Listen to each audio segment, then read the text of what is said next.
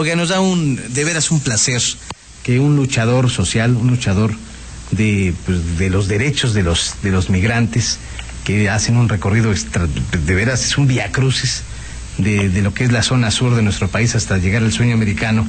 Estuvo y está en Veracruz porque ayer presentó una conferencia que se llama La Sociedad Cautiva del Miedo. Estamos hablando de este hombre muy valiente, del padre Alejandro Solalinde, quien es defensor de los derechos del migrante del sur en el país y que por supuesto es director del albergue Hermanos en el Camino.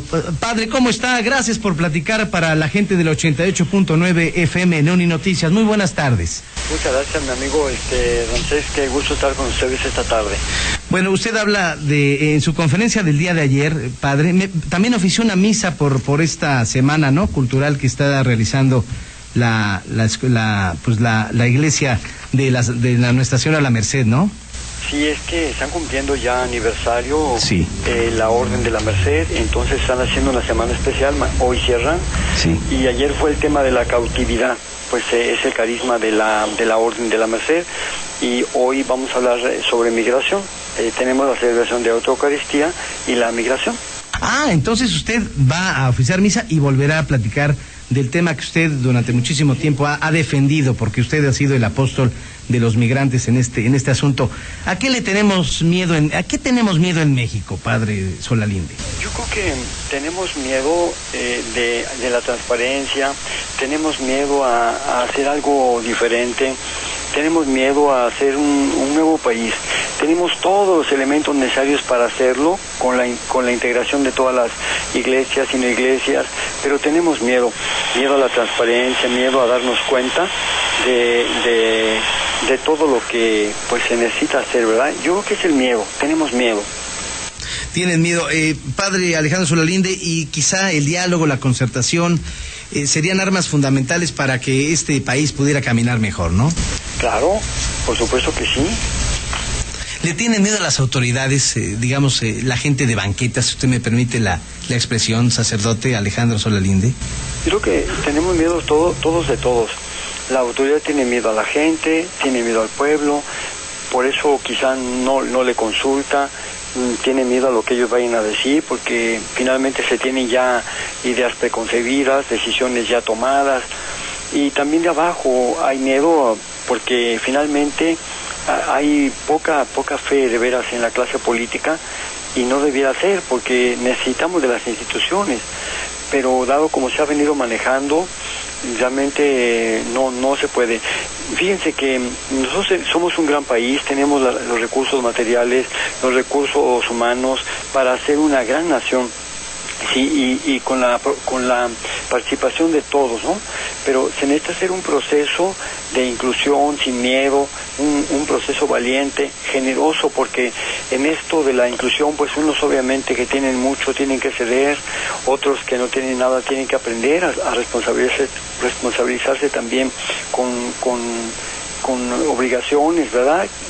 No derechos nada más, sino obligaciones, y entre todos hacer una nación realmente pues de trabajo, de responsabilidad, de disciplina que tanta falta nos hace, pero sí sobre todo de justicia. Yo creo que no se puede gobernar sin escuchar a los ciudadanos, ¿no, sacerdote?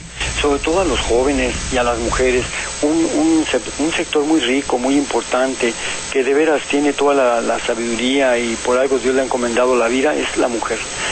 Si escucháramos a las mujeres, las tomáramos en cuenta, yo pienso que sería algo muy propositivo para el país, para nuestras instituciones, para la iglesia misma, para todos, ¿no?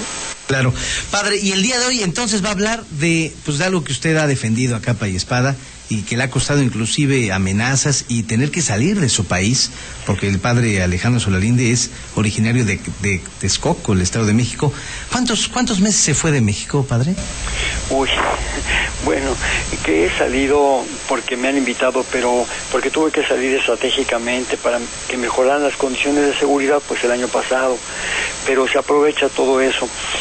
Volviendo a nuestro tema, el día de ayer hablamos de Jesús en conflicto, Jesús conflictuado por tantas estructuras, pero finalmente él vence el miedo, lucha contra todas las cautividades, sobre todo las que no tienen prisioneros mediante el miedo.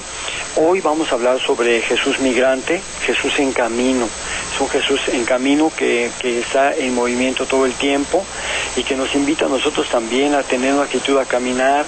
Vamos a hablar de la espiritualidad del camino, que es tan preciosa tanto en Jesús como en los mismos migrantes.